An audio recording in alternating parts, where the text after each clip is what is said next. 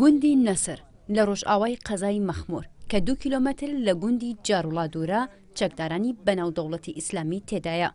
لە نێوان گوندی جاروڵا و نەسر دۆڵێک هەیە پێی دەڵێن وادی الغراب.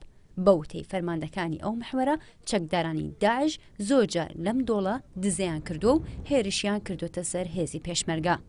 لە تازەترین ڕوبەڕووبوونەوەشدا کە چەکدارانی داعش لەو دۆڵەوە هێرشیان کردبوو پێشمەرگە هێرشەکەیانی شکست پێهێنا.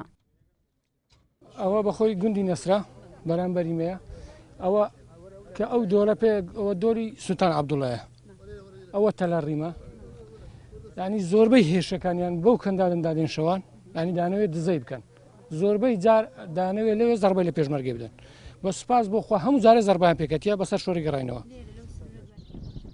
ئەو گوندانەی لە ئێستادا لەو محوەرە ئازادکراون بریتین لە جاروڵا، تەرلیم، ئەلیاوە، گوبەیبە، جەدیدە کە دەکەونە ڕۆژئاوای قەزای مەخموور. ئێمە تقریبا نشی 6 مانگەوە لەو میحوەرەینا ئێمە بە هەموو قوتێکی باشمان لێرەیە حیساب بە هیچ قوتێک ناکەین.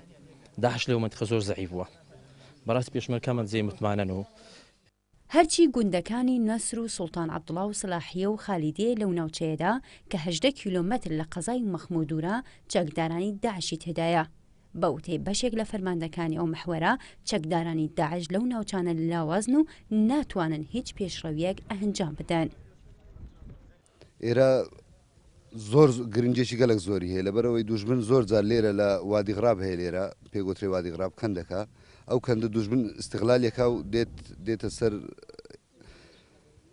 نوختەکانی پێشمەرگە یاخود برێن سەنگەرەکانی پێشمەرگە بەڵام لەخوای بە زیادی پشتیوان بەخوای گەورە ئێمە خەرچی کوردستان و خەرچی شاری هەولێری خۆشەویست و خەرچی مەخموور هەمووی دڵنیاکەینەوە تاکو ئێمە لێرە بین ئەوان بە هیچ شێوەیەک ناتوانن بستێک لە خاچی کوردستان بێنە پێشەوە.